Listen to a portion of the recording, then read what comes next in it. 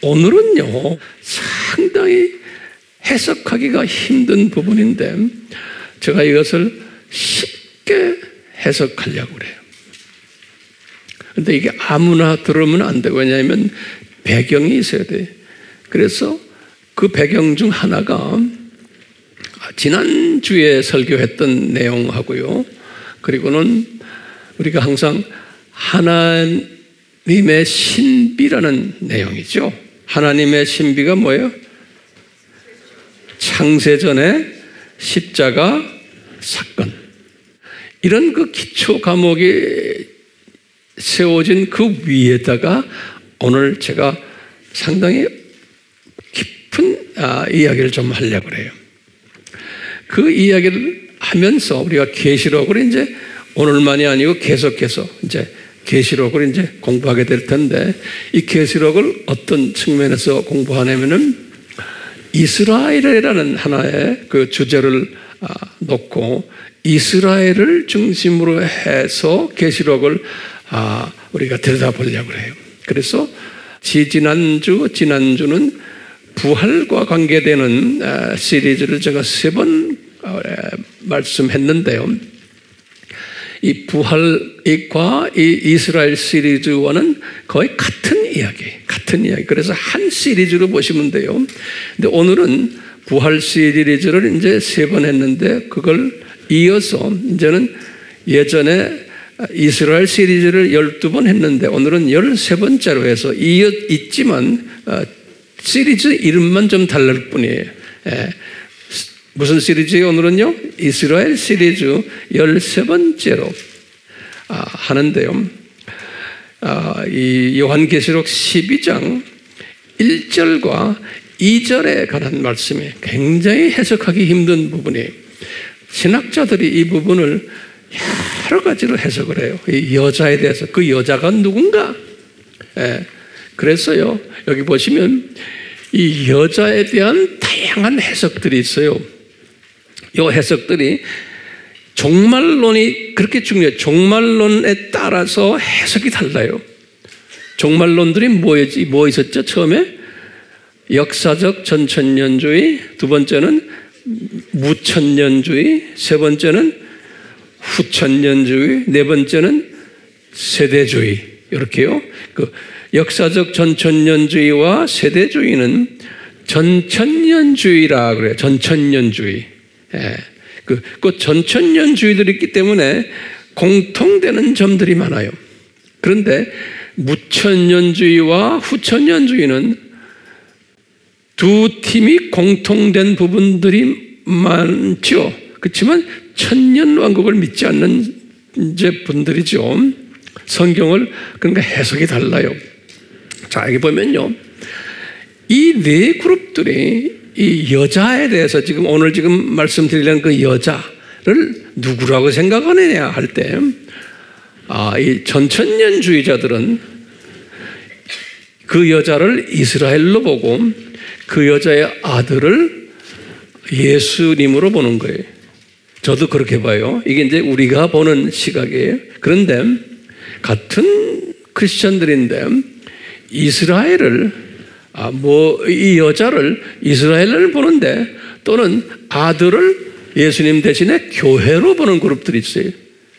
일부 무천년주의자들이 그래요. 일부 후천년주의자들도요. 또는 어떤 분들은 또 이 여자를 마리아로 보고 아들은 예수님으로 보는 또 그룹들이 있어요. 그게 굉장히 복잡해요. 또는 어떤 그룹들은 이 여자를 여기 이제 무천년의 준자애들이 주로 그러는데 교회로 보고요.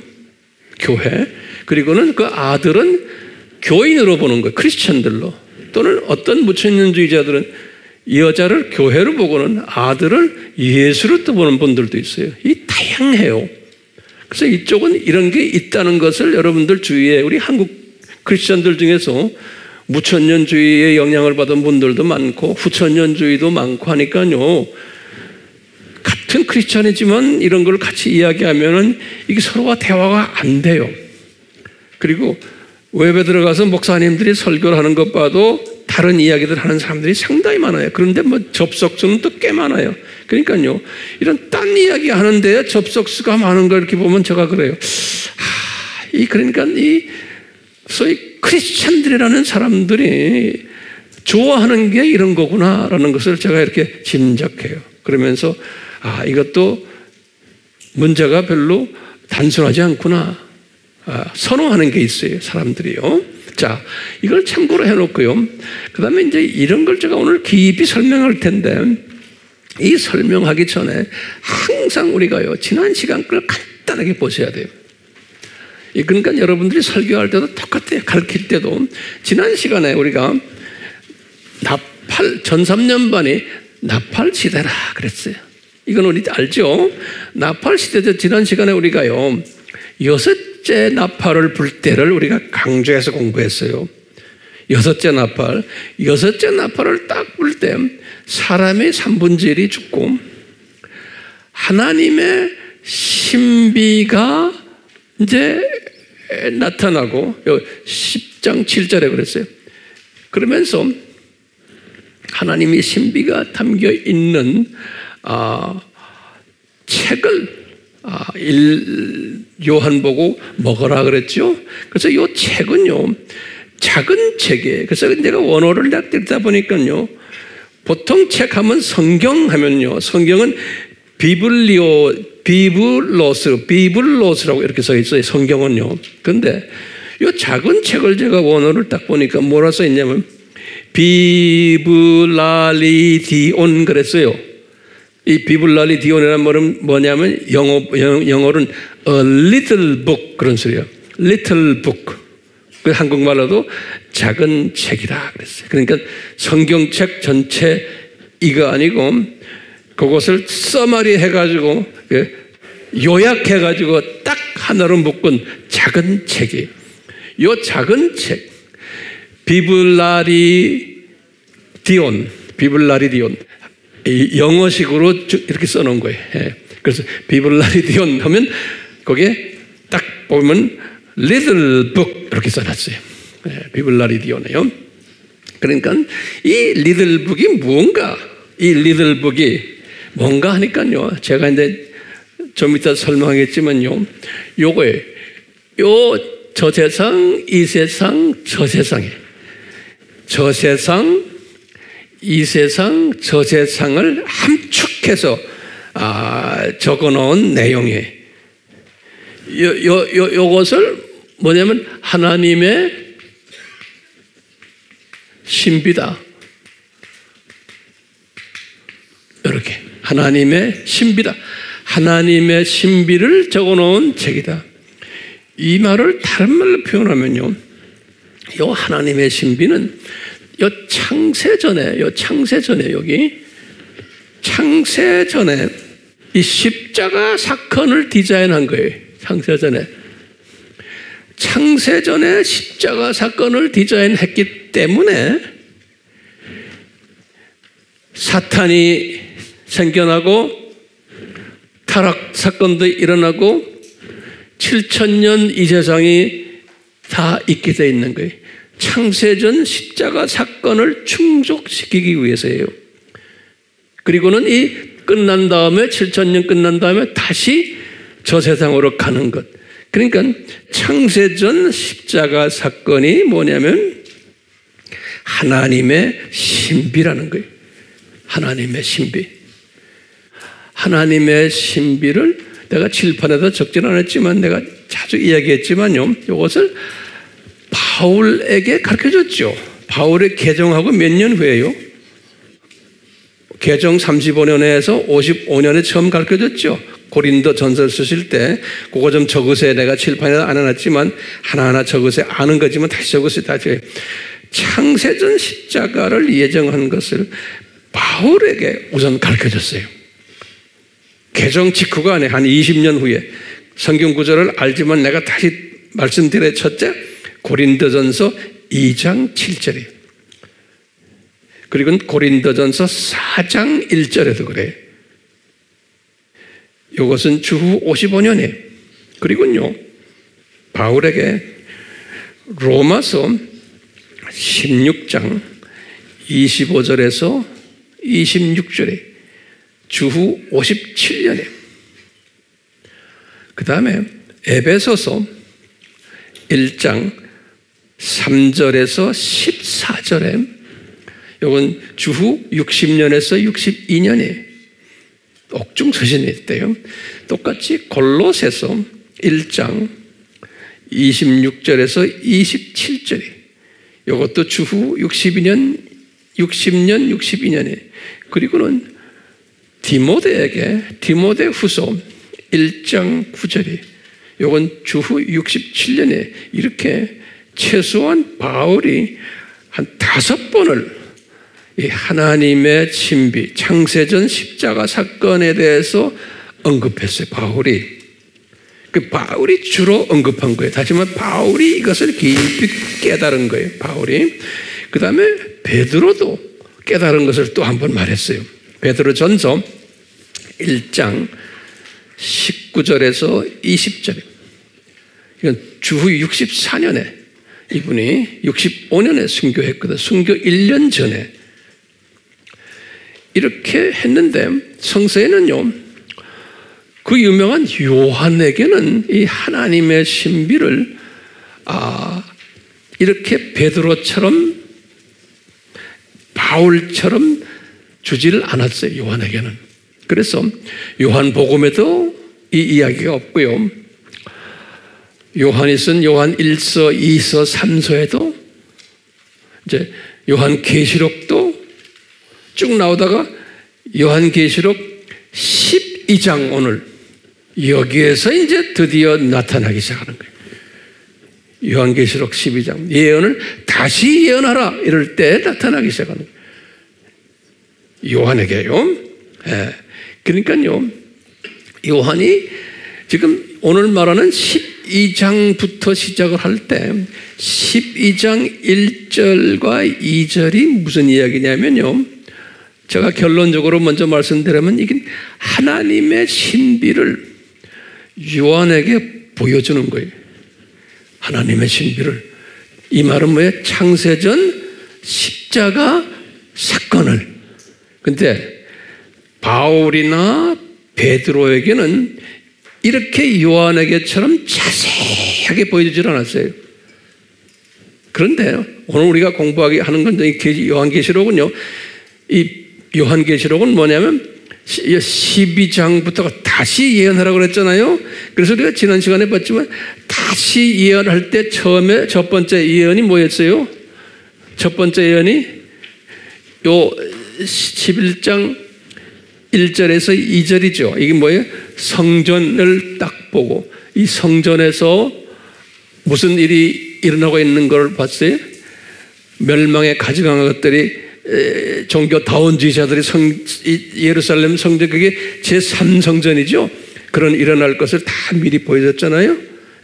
그렇게 할 것을 미래형들에 미리 보여준 거고 그 다음에 두 번째로 예언한 것이 두 증인이죠.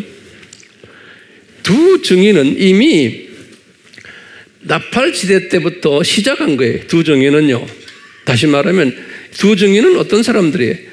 7년 환란을 들림받지 않고 들어가는 사람들 아니에요? 그러니까 이미 두 증인이 이 7년 환란 시작할 때 이미 이분들이 열심히 복음 전하는 사람들이에요. 이 두 증인들이. 그런데 이분들이 후 3년 반 때 더 핍박 가운데 많은 열매를 맺을 것을 우리 지난 시간에 공부한 거예요. 그러니까 한 분이 그 댓글에다가 이 두 증인은 후 3년 반 때만 사역합니까? 그렇게 질문한 분이 있더라고요. 아주 잘 질문했어요. 그러면 뭐라고 대답해야 돼요, 여러분들은? 아닙니다. 전 3년 반 때도 사역을 쭉 해왔던 분들입니다. 그래서 다시 예언하라고 그랬잖아요. 그래서 보면 이 예언을 첫 번째, 두 번째 예언을 하면서요. 이 두 증인들이 이제 고생하는 이야기들 쭉 나오잖아요. 자, 그런데 7째 나팔을 딱 불 때 이제 두 증인 이야기가 딱 나오고는 마지막 나팔을 보는 거예요. 여기 계시록 11장 15절에서 19절에 마지막 나팔을 불 때 요한에게 뭘 보여주시냐면 이렇게 보니까 요한이 딱 보니까 보좌를 딱 보는 거예요. 그 보좌가 지금 어디에 있을까요? 그 보좌가 공중에 예수님이 지금 내려오셨잖아요. 그 공중에 있는 예수님의 보좌에 예수님이 그냥 공중에 내려온 게 보좌를 가지고 내려오신 거예요. 예. 공중에 그 예수님이 보좌에 앉은 예수님을 요한이 딱 본 거예요. 그러니까 요한이 딱 본 거기에 24장로들이 이 주동이 돼가지고 예수님께 찬양하고 경배하는 모습을 쫙 요한이 본 거예요. 여기 지금 7째 뭐예요? 나팔이에요. 7째 나팔.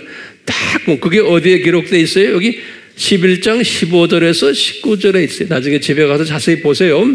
딱 보니까 뭐냐면 예수님께 경배하면서 뭐라고 그러냐면 예수님은 통치자이십니다.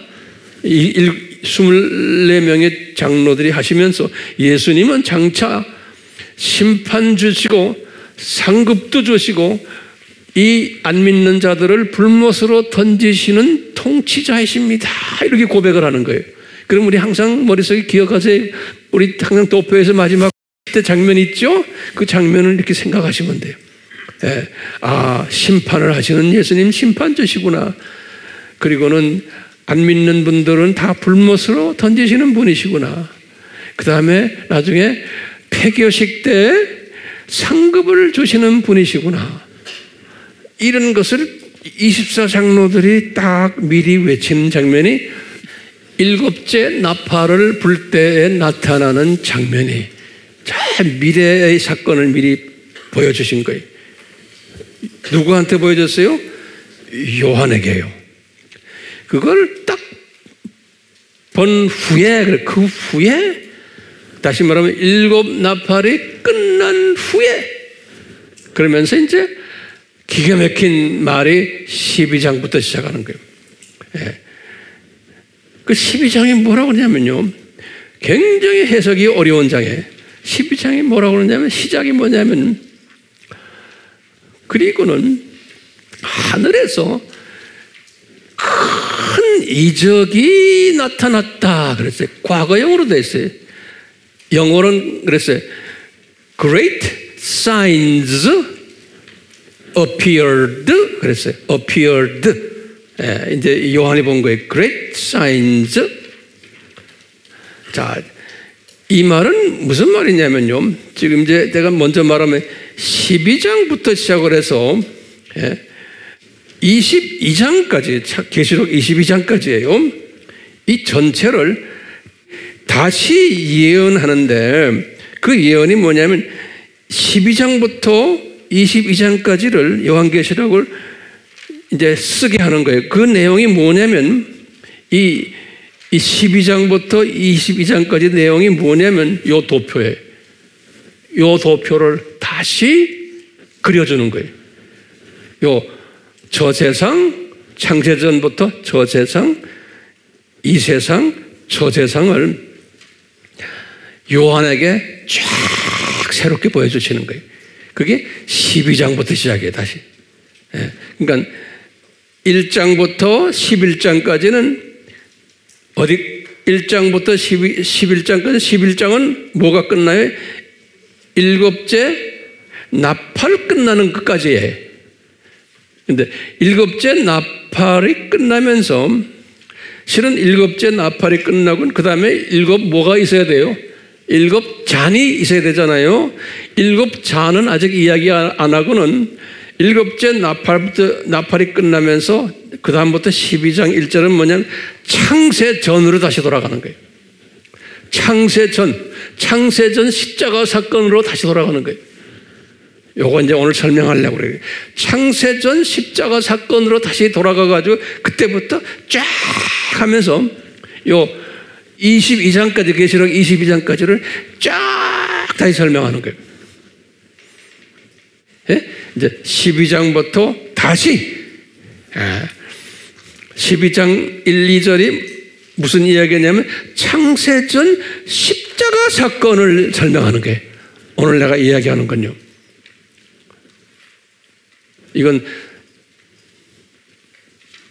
여러분들 처음 듣는 소리일 거예요. 근데 요거 오늘 설명하려고 그러는 거예요. 잘 따라오세요? 예, 그러면 보세요. 자, 이게 지금 문제가 있는 게요. 이 성경 번역에 문제가 있는 거예요. 예, 그래서요. 이 번역이 문제가 있는 거예요. 여기 지금 내가 써놨어요. 여기 번역에 문제가 있어요. 번역에요. 요거 하나하나씩 요거 잘 보셔야 돼요. 이 원어로는 어떻게 됐냐면 great, 그래서 great 이란 말은 헬라 말로는 great는 크다는 소리예요. 그걸 메가라 그래. 메가. 우리 메가란 말 great 크다는 소리죠. 그게 다 헬라 말이에요. 그런데 여기 보면 우리나라 말로는 큰 이적이 일어났다. 여러분 들고 있는 성경에는 그렇게 되어 있어요. 그러니까 이게 번역이 잘못된 거예요. 왜 그런지 모르겠어요. 그렇게 번역해놨는지. 그러니까 해석이 이상하게 돼버리는 거예요. 자, 원어를 딱 보면 어떻게 되어 있냐면 표적으로 되어 있어. 세메온. 이건 표적이에요. 사인이란 사인. 요 사인. 예. 그래서요, 성서에는요, 여기 보시면, 요 사도행전 2장 22절에 보면, 기적이라는 말이 나오고요, 이적이라는 말이 나오고, 표적이라는 말이 나와요. 요거, 사도행전 2장 22절에, 기적을 미라클이라고 번역이 돼요. 영어로는요, 정확해요. 그 다음에, 이적은 wonders 그랬어요. wonders. 그 다음에 표적은 signs 그랬어요. 이거 구별 잘 하셔야 돼요. 미라클과 wonders와 signs 이렇게 달라요. 그런데 요 세메이온은 여기 뭐냐면 요거는 사인들이에요. 사인들. 이게 이적이 아니에요. 이적은 원더라고 그래요. 이적은 여기 좀 wonders. 예. 요 원더. 요 원더라는 단어가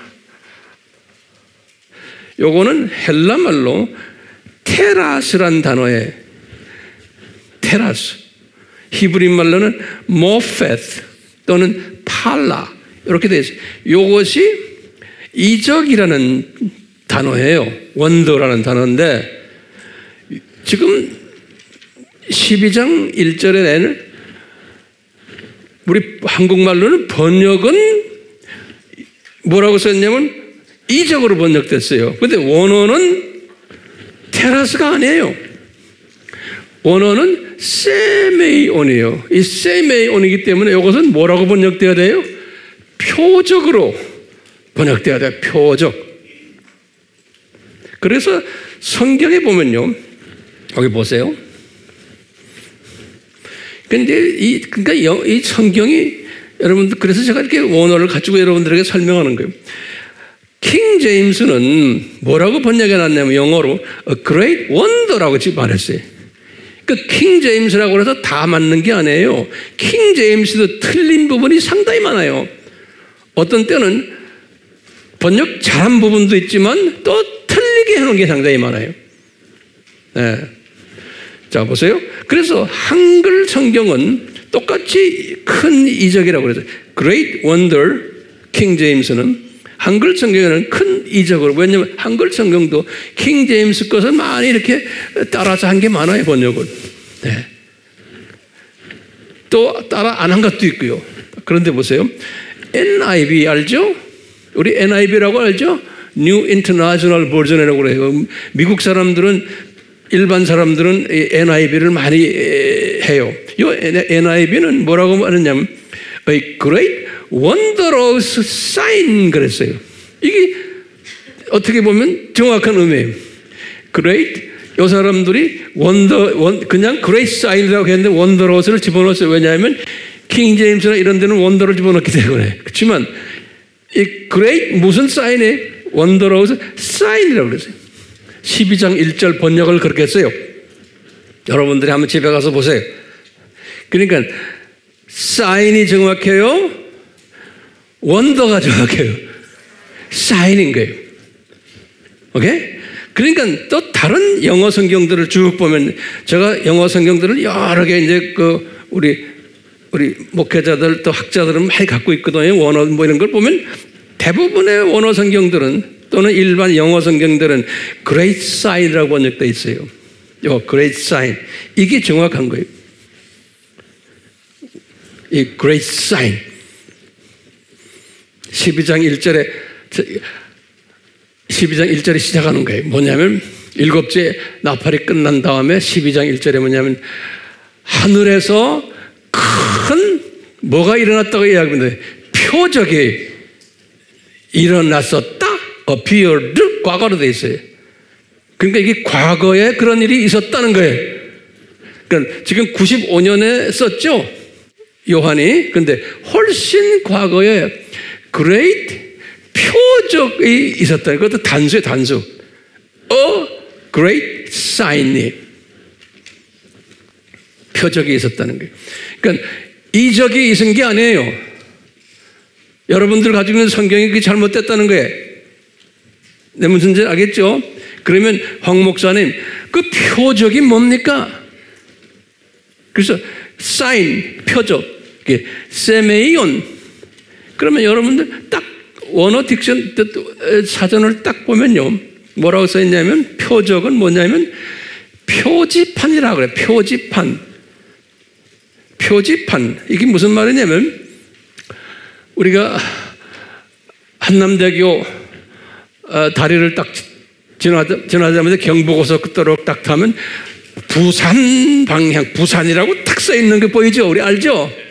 그 부산이 바로 이 앞에 있는 게 아니잖아요. 이 하이웨이의 종착역이 부산이라는 거예요. 이 표지판 있죠? 이 표적판. 예. 이 말은 뭐냐면요,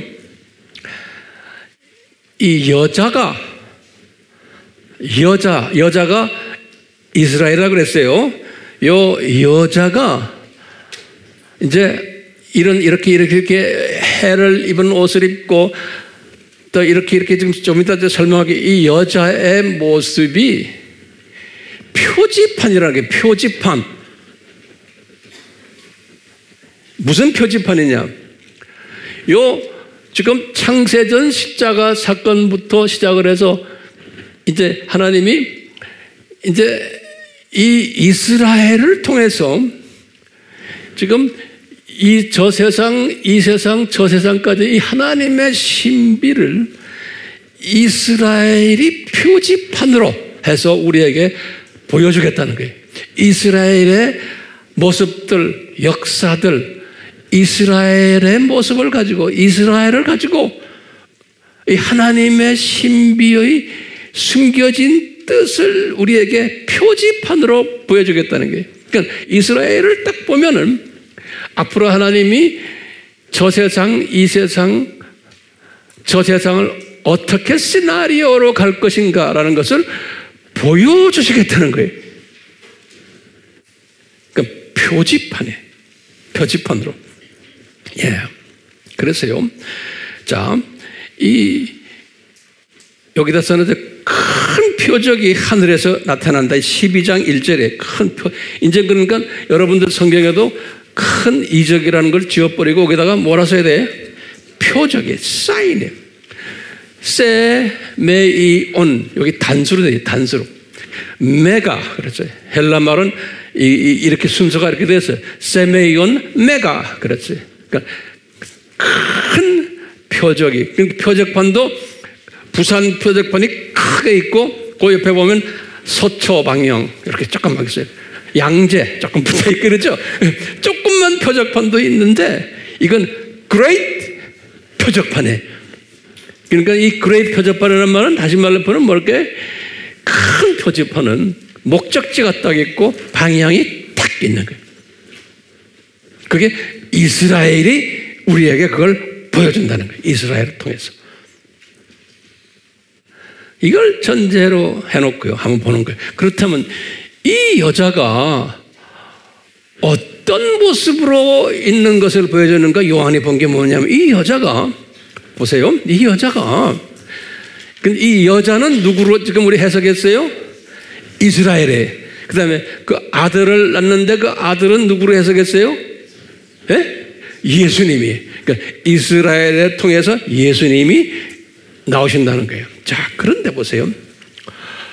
예수님이 나오신다는 그 말은 뭐예요? 그냥 예수님이 나오는 거예요? 아니죠. 창세전에 십자가 사건을 디자인하셨기 때문에 예수님이 나오시는 거예요. 예, 그냥 나오는 게 아니에요. 창세전 십자가. 그러면 이제 어떻게 목사님 창세전이로 해석합니까? 그러면 보세요. 요거 노트에 꼭 적으셔야 돼요. 왜 창세전입니까? 하나님의 신비를 이야기하기 때문에 그러는 거예요. 요한이 하나님의 신비가 들어있는 책을 먹었죠? 하나님의 신비는 뭐였어요? 아까 우리 바울이나 베드로 봤죠? 뭐예요? 창세전 십자가 이야기가 하나님의 신비인 거예요. 요거 꼭 잊지 마세요.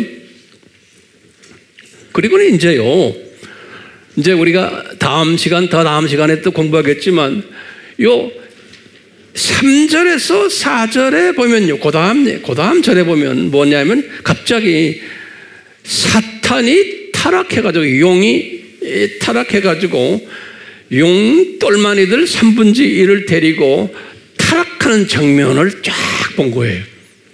요한이. 그러면 그게 어느 장면이에요, 여기서요? 지금 이 도표에서. 예? 어느 때쯤 장면이? 한 요 정도 되죠? 요 정도. 그렇죠? 제 말 동의하세요? 예. 그렇기 때문에요. 지금 이쪽 동네 이야기하는 거예요. 지금 이 12장은 지금요. 이쪽 동네, 이 동네 이야기하는 거예요. 예. 좀 이따 나가면 이제 또 이 세상 이야기도 또 이제 나올 거예요. 그러니까 12장이 그렇게 중요한 거예요. 자, 이 여자가 어떤 모습으로 있나, 여기 잘 보세요. 여자가요, 요한이 딱 보니까 해를 입은 한 여인에, 그러니까 이제 어떤 사람들은 해를 당하셨나? 그런데 아니, 그 해가 아니고 sun. 그래서 내가 영어를 써내. sun을, 해 있죠, 햇빛이요. 태양 옷을 입으신 분으로 딱 나오는 거예요. 태양 옷을 입으신 분. 그리고는 두 번째는 뭐냐면요, 요 발 밑에 달이 있다는 거예요. 달을 발로 딱 붙잡고 있는 거예요. 이렇게 발 밑에 달, 문이에요. 문.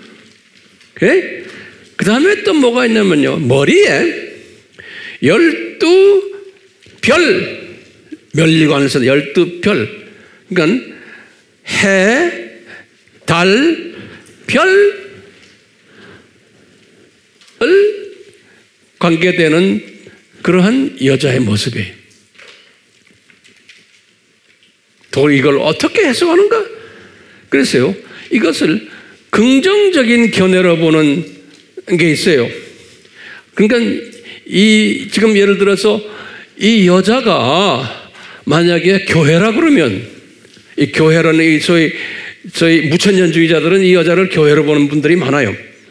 그럼 교회가 뭐냐? 해라는 것은 하나님의 영광을 뒤집어 썼다, 교회가.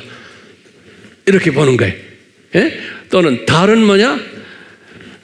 밤을 밝게 하는 거예요. 그러니까 다 좋은 긍정적인 의미인 거예요.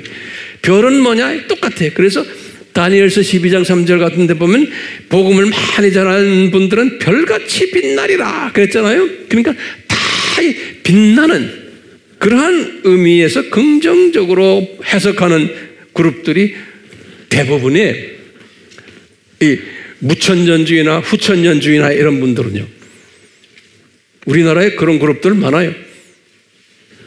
우리나라 장로교도 두 그룹에 무천년주의와 전천년주의 다 갈라져 있어요. 예.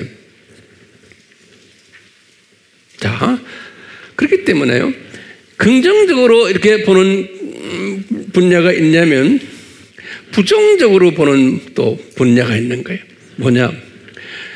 이 해, 달, 별은 바벨론 종교의 상징인 거예요. 바벨론 종교.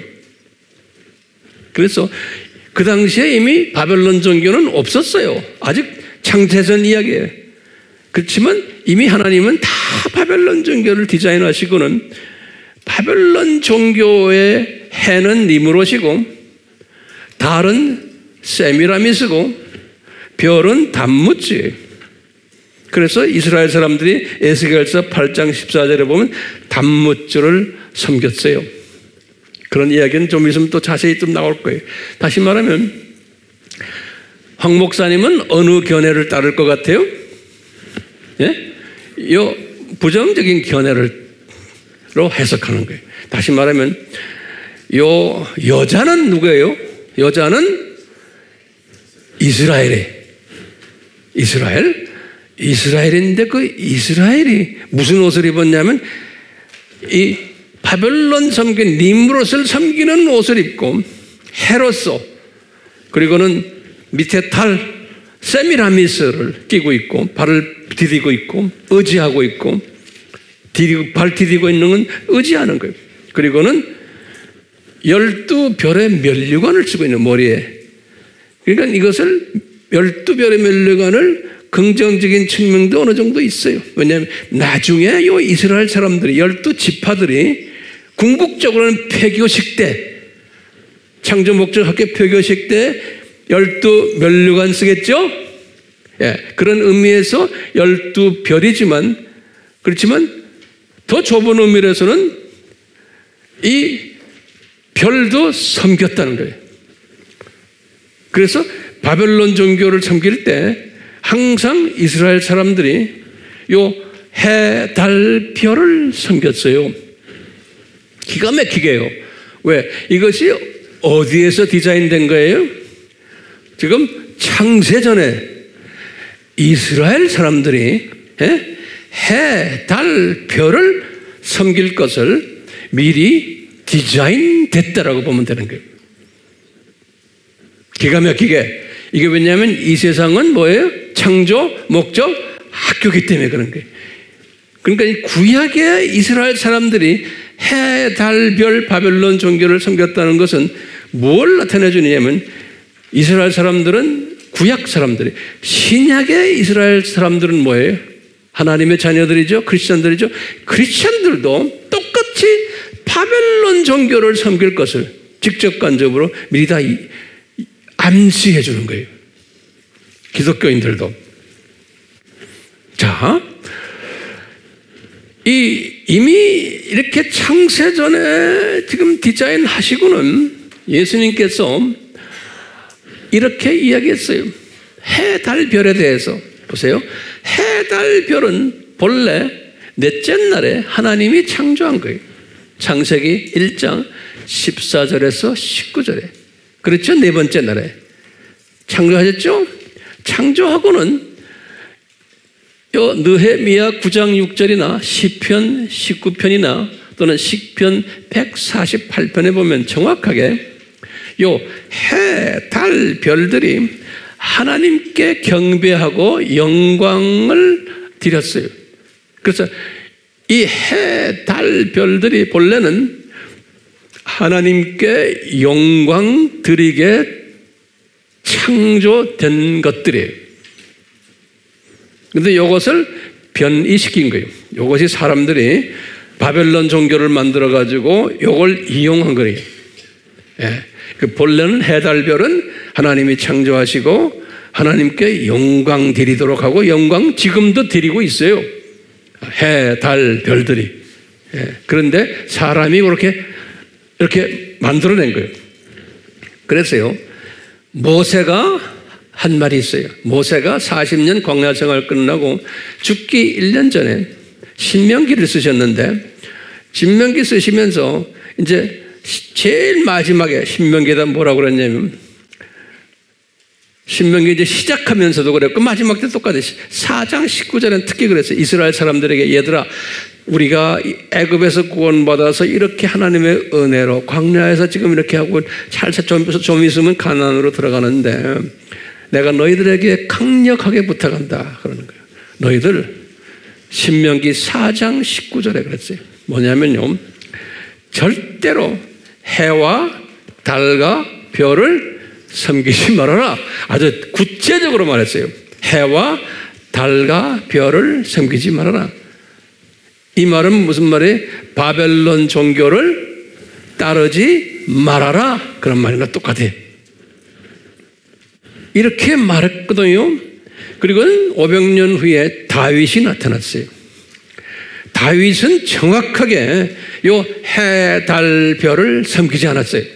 다윗은. 그런데 다윗이 성령님이 감동을 줘가지고 자기 아들 솔로몬이 성전을 지어놓고 요 해, 달, 별을 섬길 것을 다윗이 미리 알았어요. 기가 막히게. 그 왜 그래요? 창세전에 지금 이것이 디자인되어 있기 때문에 그런 게, 하나님의 자녀들의 여자가 요 해, 달, 별을 섬길 것을, 여자가 누굽니까? 이스라엘 사람들이. 제 말 잘 따라오세요?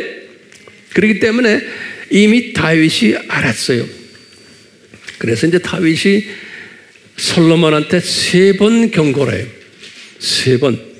죽기 전에, 얘야, 이런 짓 하지 말아라. 너 이거 하면은 내 나라가 남북으로 갈라지고 엉망이 된단다. 그러는 거예요. 가르쳐줘요. 그런데 솔로몬이 안 하겠어요? 하겠어요? 솔로몬이 했어요. 순종 안 하고. 그 솔로몬이 어떻게 했어요? 여기 보면 열왕기상 11장 3절에서 8절을 보면 이방 여자들 700명, 그 다음에 첩들 300명 다 해, 달, 별 섬기는 종교를 가진 이방 여자들, 그 여자들을 데려다가 예루살렘 성전 지어놓고는 성전 안팎에다가 그런 걸로 꽉 재어놨어요. 기가 막히게. 그러니까 이것이 솔로몬이 잘못해서지만 솔로몬이 일부러 한 것도 아니고 하나님의 철저한 계획 속에서 움직이는 거예요. 그렇기 때문에 이 예정론이 굉장히 중요한 거예요. 알메니안주의의 해석을 하면 성경이 풀리지가 않아요. 그리고 오늘 지금 설명하는 이런 것도 해석을 이렇게 할 수가 없어요. 창세전 해석을. 자, 솔로몬이 그렇게 함으로써 남북이 갈라졌죠? 남북이 갈라진 이야기가 북이스라엘과 남유다 하나에 우리 얼마나 공부 많이 했어요. 그런데 보면요, 이 20명의 왕 북이스라엘에 거기에 보면은 19명이 다 해, 달, 별을 섬겼어요. 기가 막히게 해요. 저스케줄에 따라서, 저스케줄에 따라서. 그 중에 한 사람만 절충한 게 11대 예후 왕이에요. 절충한 게. 한 사람만. 유다 왕국은요, 유다 왕국은 20명 왕 중 6명이 절충을 했어요. 우리 누구누구란 건 여러분들 다 공부했어요. 우리가 아바에서요. 2명이 순종했어요. 그 2명 이름은 우리가 누구죠? 히스기야와 요시야 왕이. 자, 거기에 대한 이야기들이 여기 다 성경 구절 다 나와요. 열왕기하 21장 3절 5절, 역대하 33장 3절, 스바냐 1장 4절 6, 전부 다 이게 해, 달, 별을 섬겼다는 이야기예요. 이 성경 구절들이다.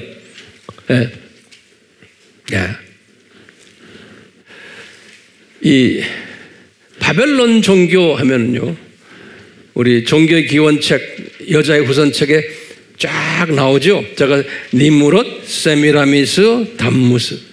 이 신약에 와서 크리스찬들이 그리스 신화를 믿거나 로마 신화도 믿었어요. 기독교인들이, 로마 카톨릭도, 정교회도, 우리 개신교들도, 우리도 오늘날이요, 로마 신화를 우리가 많이 학교에서 배우고 우리 삶에 적용하고 있어요. 이 지금 니무롯을 제우스라고 그래. 그리스 신화에서는, 또는 로마 신화에서는 주피터라고 그래. 그걸 목성이에요. 우리 지금 월화 수목 금토 이 요일 지키는 것도 다 이 바벨론 종교의 잔재들이에요. 예. 이 니무롯을 또는 그리스 신화에서는 아폴로라고 그래요. 로마 신화에서도 아폴로라고 그래요. 그건 태양이라는 소리예요. 태양. 아폴로라는 소리가요. 그래서 뭐 오늘날 무슨 뭐 이 아폴로 메토 뭐 아폴로 이야기 많이 하잖아요. 사람 이름도 아폴로도 있고요. 우리 삶 속에서 기독교인들도 이걸 많이 그냥 하고 있어요. 세미라미스는 아테미스, 그리스로요.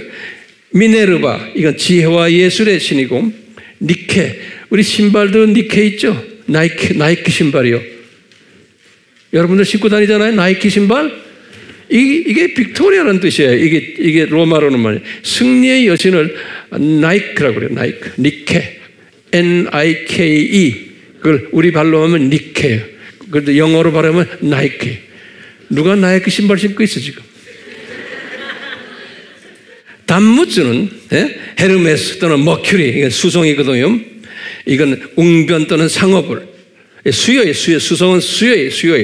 그 다음에 세턴, 그래서 토성, 토요일 이야기예요. 농사의 신이. 다 이게 단무지.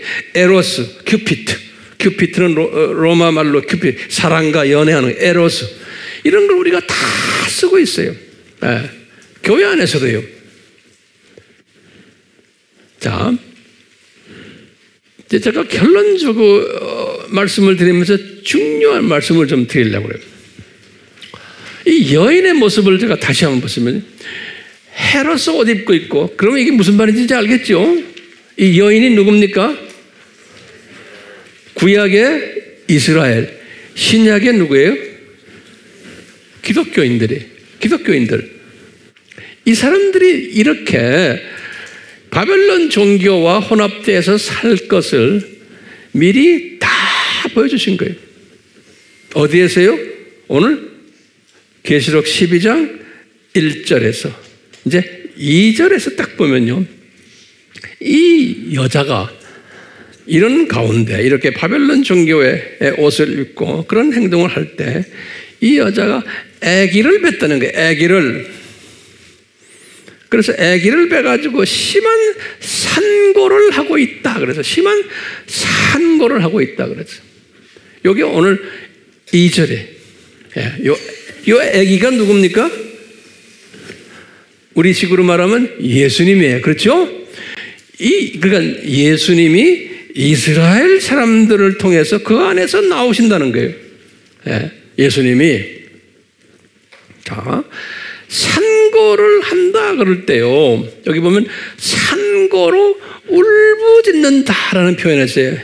굉장히 괴로워한다는 거예요. 지금부터 말 잘 들으세요. 울부짖는다는 요 말을요,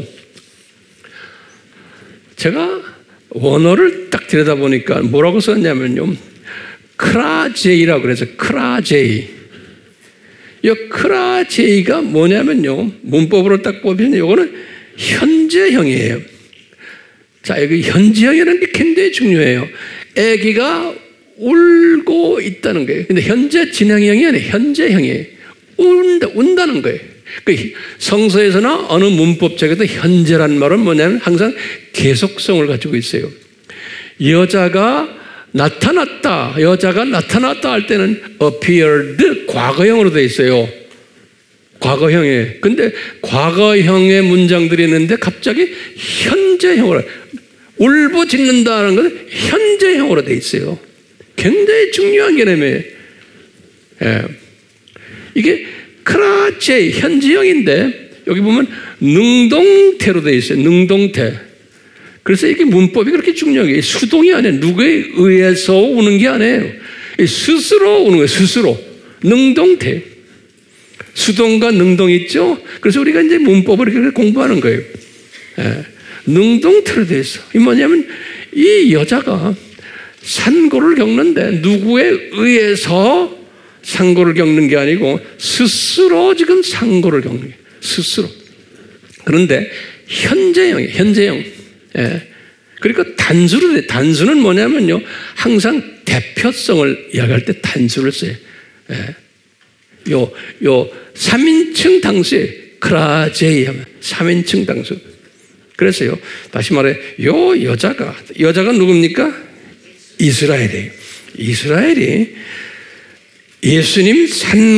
예수님을 낳기 위해서 울부짖는 거예요. 아파가지고 상고를 겪고 있는. 근데 현재형에, 그러니까 창세 전부터 이미 이 이스라엘이, 이 여자가 울고 있는데, 그게 지금 계속해서 오늘날까지도 이스라엘이 울고 있는 거예요. 오늘날까지도. 근데 이것이 언제까지 우느냐면요, 이스라엘이 폐교시까지 우는 거예요. 폐교시까지. 지금 심판 때까지. 자, 보세요. 여기 지금 이 비명의 소리가 3단계가 있어요. 내가 보니까 처음에 구약 기간에는 초림 예수의 아기가 태어나는 거예요. 그때까지 막 구약 시대에 이 사람들이 울었어요. 뭘로 울었어요? 스스로 뭘 해가지고? 이 사람들의 산고는 뭐예요? 바벨론 종교를 열심히 믿으면서 혼쭐 나는 이야기가 구약 이야기예요. 그러면 우리가 단순하게 생각하면 왜 저 하나님의 저 백성들이 저렇게 구약에서 바벨론 종교를 섬길까? 그러면 이것이 하나님의 디자인이요? 아니요? 하나님의 디자인인데 언제부터 디자인이요? 창세전부터 디자인이요. 그걸 어떻게 합니까? 옷을 입은 거 보니까 선 옷을 입었고 발 밑에서 기대는 게 문 이렇게 되고, 예? 별들로 머리를 뒤집어 쓰고 있고. 그래서 모세에게도 그렇게 하지 말아라. 모세가 그렇게 했는데도 말 안 들어요. 다윗이 솔로몬에게도 말 안 듣고 끝까지 그러고 있는 거예요. 그러니까 이분들이 이것 때문에 고생하는 것이 뭘까요? 울부짖는 거예요. 그러다가 그 울부짖으면서 예수님이 초림해서 딱 오신 거예요. 예수님이 초림해서 오셨는데도 이 이스라엘 사람들은 그 예수님을 인정했어요? 안 했어요? 안 했어요. 예. 그거 안 했기 때문에 신약 시대에 들어와서는 계속 눈 감겨가지고 이스라엘이 주 70년 이후부터 그냥 나라가 없어지고 민족들이 다 소위 안티세미티즘이죠. 뭐예요? 반유대주의. 이것이 지금까지 일어나고 있는 거예요. 그러면서 이제 예수님의 재림이 이제 올 거예요. 아기가 태어나는 거예요, 다시. 예. 초림도 예수님의 아기 태어나는 거고, 이 재림도 예수님의 아기가 태어나는 거예요. 그때까지도 이 사람들이 어떻게 해요? 재림 때까지도 이 사람들이 울부짖어요, 안 짖어요? 계속 울부짖어요. 이스라엘 사람들이 그렇게 디자인이 되어 있는 거예요. 이스라엘 사람들이 못되게 놀게끔. 그러니까 이스라엘 사람들이 그렇다는 것은 기독교인들이 그런 짓 한다는 거예요. 기독교인들이. 근데 항상 이스라엘 사람들도 소수는 그러질 않았어요. 남은 자들이라 그러죠. 그렇죠? 구약에서, 신약에서도 마찬가지. 그 신약의 하나님의 자녀들 중에서도 다수는 바벨론 종교에 휩싸여가지고 예수님을 믿는데 소수는 그렇지 않다는 거예요. 그러니까 이 세상은 창조 목적 학교이기 때문에 하나님의 선별된 자녀들이 울부짖도록 디자인된 거예요. 울부짖도록. 그런데 왜 울부짖느냐?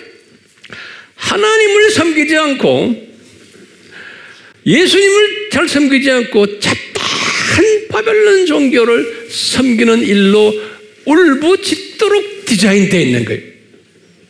울부짖도록. 그걸 우리가 어떻게 오늘 본문 말씀에서 보여주는 거예요. 예, 이게 하나님의 신비라는 거예요. 하나님의 신비라는 거예요. 그러다가 나중에 예수님이 심판주로 오세요. 처음에는 초림주로 오셨다가 그 다음에 재림주로 오셨다가 심판주로 딱 오실 때 그때야 이제 울부짖는 게 끝난다는 거예요. 울부짖는 게. 그러니까요, 이스라엘 사람들은 아까 그랬죠? 큰 표지판이다. 표지판. 그것도 적은 표지판이 아니고, 예? 부산 갑니다. 부산으로 딱 써놓은 거예요. 한남대교 딱 건너자마자. 그러면서 왜 부산이 갑자기 나와요? 이게 부산 가는 길이에요. 똑같아. 창세전에 이 여자를 통해 가지고 표지판으로 보여준 거예요. 이 표지판은 뭐냐? 저 세상, 이 세상, 저 세상 이 방향을, 목표를 쫙 표지판으로 보여주면서 이스라엘 사람들이 우리에게 보여주는 거예요. 이분들이 바벨론 종교로 뒤집어 쓰고는 바벨론 종교를 믿으면서 그 울부짖는 그 모습을 우리에게 표지판으로 보여주는 거예요. 그리고는 신약에 와서 하나님의 자녀들이 그대로 또 그렇게 따라올 것을. 예. 그런데 항상 그 안에 소수가 그렇지 않다는 것을 보여주시는 거예요. 그 소수는 나중에 폐교식 때 어떤 분들의, 예? 리더가 되는 사람들이. 그렇기 때문에 이스라엘은 큰 표지판이며 이 사람들은 창조 목적, Creation Purpose, CP, 창조 목적을 역행하는 역사로서 역할하는 사람들인 거예요. 그리고는 조교팀들이 돼서 하나님의 자녀들에게 이것을 역사 무대에서 보여주는 거예요. 이분들이 우리 크리스천들에게 보여주면서 이런 것이 하나님의 신비다라는 것을 보여주는 거예요. 그럼 언제까지 이분들이 이 표시판으로 보여주는가? 예? 이 울부짖는 모습을 폐교 때까지 주님이 보여주신 것이라는 거예요. 이것 소화가 되세요? 제가 이거 고민했어요. 이거 우리 팀들이 소화할 수 있을까? 조금씩 눈이 좀 떠져요? 매주마다 조금씩 눈이 뜨기를 원하면서 한꺼번에는 안 되잖아요. 조금씩 눈을 뜨는 거예요. 자, 그러면요, 제가 결론적인 한마디만 하고 끝낼게요. 그러면 오늘 제가 이렇게 설명한 이 설교 내용이 모든 하나님의 자녀들에게 이것이 수용될까요? 안 되게 돼 있는 거예요. 수용 못해요. 그런데 수용하는 사람들이 있어요. 이것은 하나님의 은혜로예요. 그런 사람들을 남은 자들이라 그랬어요. 신구약을 통해서 남은 자들. 요 남은 자들은 은혜로 남은 자들이 돼가지고 수용하도록 주님이 이렇게 디자인하신 거예요. 그런데 요 남은 자들은 어떻게 사람들에게 취급을 받냐면 유대인들도 구약에서도요, 요 남은 자들이 항상 유대인들에게서 핍박을 받았어요. 똑같이 유대인들에게서 왕따 당하고 따돌림 당하고 소외당했어요. 기가 막히게. 똑같이 신약시대에 들어와서도 이 남은 자들이 소수지만 기독교인들에게서 미움당하고 핍박당하고 소외당하고 그러는 거예요. 여러분들 이 준비를 뭐 대수에 물어보는 것보다 여러분들이 삶 속에서 이걸 경험하고 있잖아요. 그렇죠? 예. 뿐만 아니라 이 남은 자들은 이런 핍박 가운데서도요, 주님의 재림을 지금 오늘날은요, 직접 간접으로 전하지 않으면은 몸이 쑤시는 사람들인 거예요. 그러니까 몸이 쑤시나 안 쑤시나에 따라서 내가 남은 자인가 아닌가 이 구별이 되는 거예요. 이게 몸이 쑤셔야 돼요. 안타까워하고 그냥 입만 열면은 자꾸 이야기하고 그럼 사람들이 너 미쳤구나, 너 너무나 지나친 것 같다라는 말을 들어야 되는 거예요. 그러니까 이 남은 자들은 그냥 몸에 쑤시는 것뿐만 아니고 내가 이것을 외치지 않으면은 막 그냥 내가 몸이 열이 나는 것뿐만 아니라 상대방들을 보면은 불쌍해 보이는 게 저 사람들이 좀 몰라서 저러는데 같은 기독교인인데 안타까운 마음이 드는 그런 사람들이 요 남은 자들인 거예요. 그뿐 아니라 담대해지는 거예요. 예? 담대해져 가지고 듣던 안 듣던 나는 그냥 말하는 사람이에요. 사람 눈치 안 보는 사람이에요. 이제는 사람 눈치 보는 데에서 벗어나셔야 돼요. 듣던 안 듣던 미워하든 왕따 당하든 예? 이런 마음을 가진 사람은 또 어떤 증세가 있냐면은 만민들이 눈을 뜨도록 해야 된다는 절박감을 가지고 내 민족만이 아니고 타민족들도 이 주님의 재림을 알아야 되겠다라고 생각하고는 그들을 향해서 기도하고 물질로 봉사하고 또 주변 사람들에게 여기에 참여하라고 또 막 선교 동원가 역할도 하고 이러는 거예요. 누가 시켜서가 안 해. 근데 이런 데 참여 안 하는 사람은 아직 먼 사람이에요. 이런 마음이 없는 사람은 그저 내 눈에 보이는 문제 해결만 가지고 하는 사람은 무슨 시각자예요? 병아리 시각자들인 거예요. 그러니까 우리 목적은 뭐예요? 이 병아리에서 참새로 좀 올라갔다가 거기에서 뭐로 올라가라고요? 독수리로 올라가라고. 예. 이 독수리로 올라간 사람은 세상을 보는 시각이 다른 사람들, 이 세계관이 다른 사람이에요. 자기도 모르게. 그래서 아하, 나는 이 세상의 나그네구나. 바울의 고백이죠. 베드로의 고백이죠. 나는 이 세상의 순례자구나. 잠깐 왔다가 이제 가는 천국 시민이구나. 이걸 항상 고백하며 그러면서 이사야 40장 6절 8절의 고백처럼 이사야도 그런 거예요. 사람이 아무리 육이 이쁘고 꽃 같고 풀 같고 이래도 잠깐이면 다 시들어진다는 거예요. 이것을 이사야도 깨닫고 고백한 것처럼 저도 여러분도 이 남은 자 반열에 들어온 사람은 벌써 삶의 증세가 달라요. 생각하는 게 다르고. 예. 그렇기 때문에 저는 그래요. 저는 뭘 생각하냐면 항상 폐교식을 생각해요. 폐교식을 생각하면서요. 폐교식 때 우리 졸업식 때 모자 가운 막 집어던지고 막 우리 즐거워하듯이 폐교식 때 거기에서 온갖 하나님의 자녀들이 전 세계 사람들이 희노애락이라고 그래요. 이 모습이 이렇게 자꾸 내 환장에 떠오르는 거예요.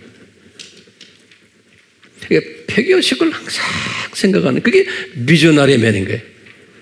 그렇죠? 이 비저너리 맨이 바울이 항상 그걸 봤어요. 그러니까 이 멀리 독수리 시각으로 보니까요, 오늘날 일어나는 모든 일들을 그냥 내가 소화할 수 있는 거예요. 그냥 안아줄 수 있고요. 오늘날에 일어나는 모든 부조리들도 내가 소화하는 거. 이건 당연히 이런 일들이 일어나게끔 돼 있구나.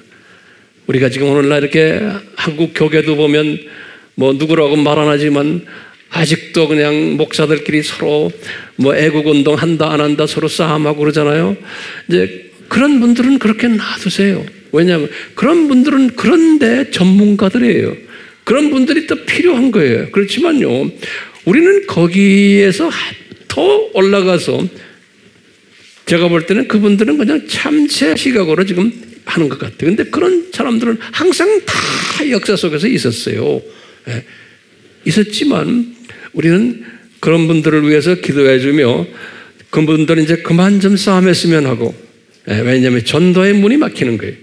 왜냐?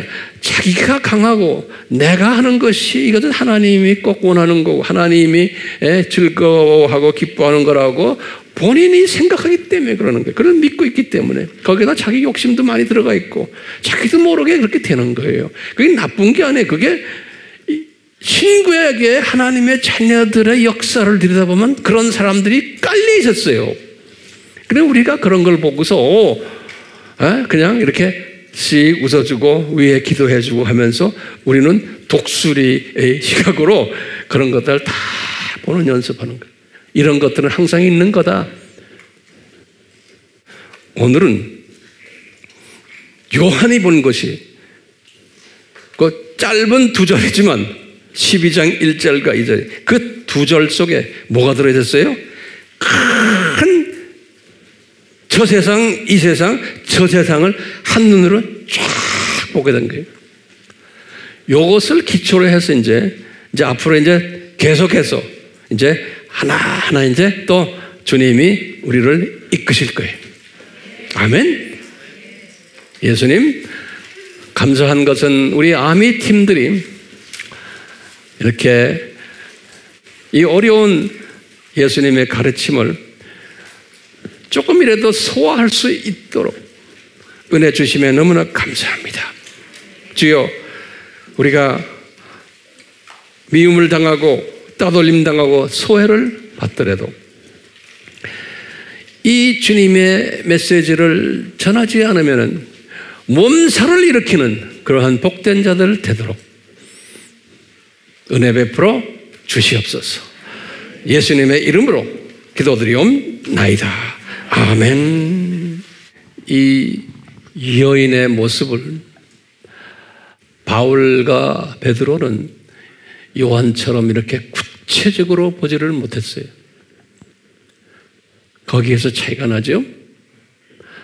요한은 예수님이 굉장히 가장 사랑했던 그분 아니에요. 그래서 요한은 이것을 이렇게 구체적으로 볼 수 있었던 것은 어떤 혜택을 받았기 때문에 이것이 가능했어요? 네? 작은 책을 먹었기 때문에 그런 거예요. 이 작은 책은 뭐예요? 하나님의 신비가 담겨있는 자세한 내용이 담겨있는 책이에요. 그 내용이 이제 12장부터 몇 장까지예요? 22장까지 있는 거예요. 요한은 이것을 다 먹은 사람이에요. 요한이 먹었기 때문에 우리도 같이 먹읍시다. 아멘. 삼위 하나님의 은혜가 우리 모두에게 요한에게 임했던 것처럼 임하기를 축원하옵나이다. 아멘.